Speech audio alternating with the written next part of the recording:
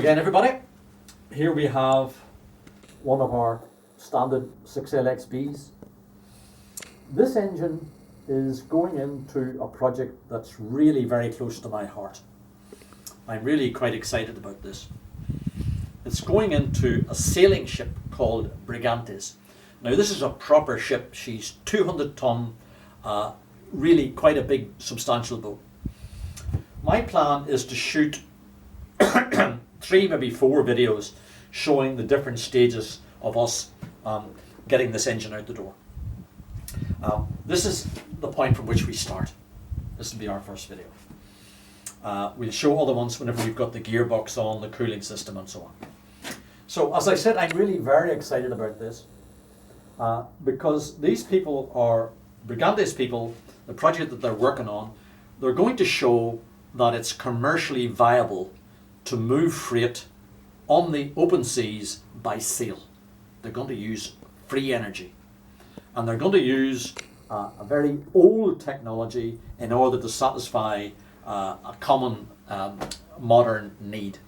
So it's really very close to my heart, because I would suggest that we're doing something very close to that.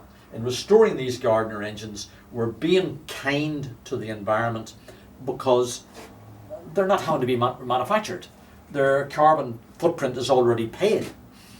So again, I have a lot of sympathy for this project. So I'm going to start the engine up now shortly. I want you to notice that the oil pressure will be very good on here. The engine starts very easily. There's no rattles or bangs or anything, and she's fine. By the way, this is the engine that I shot the video of the sump a couple of weeks ago, and you'll remember that the sump was like new. It was really perfect. We'll have to put on a front pulley here to drive a Japsco pump.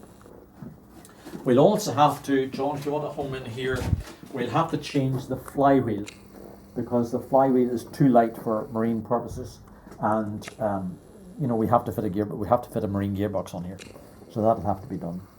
And we have to put a shaft on here for the alternator. Okay, I'm going to start her up now, and because of the noise from this point on, I'll probably put the audio on separately for the engine running.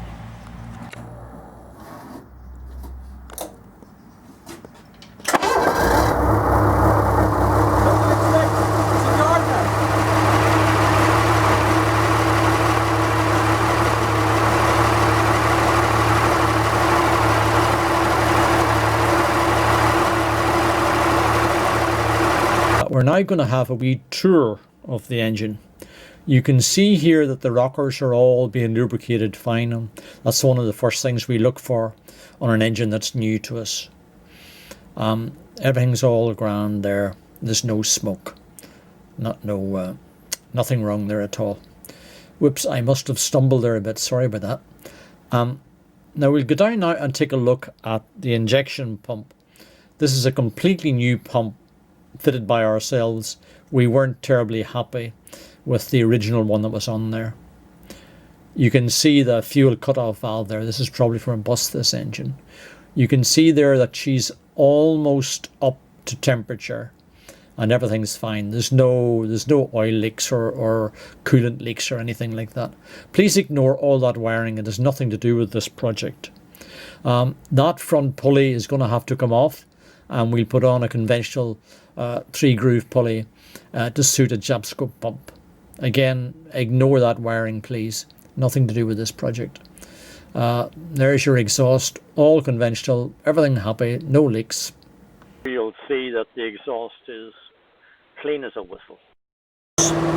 Heavy duty self-changing gearbox, 3-to-1. There you can see the output flange. Here you can see a simple little toggle for changing gear. The oil cooler goes on there.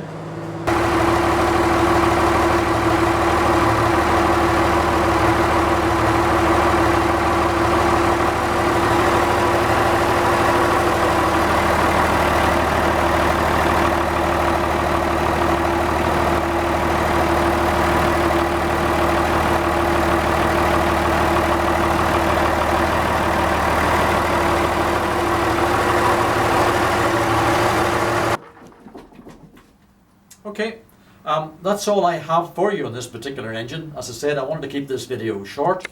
We'll shoot the next one, as I said, whenever we've got the gearbox on, and another one whenever we've got the cooling on and so on. So really looking forward to that. Thank you so much.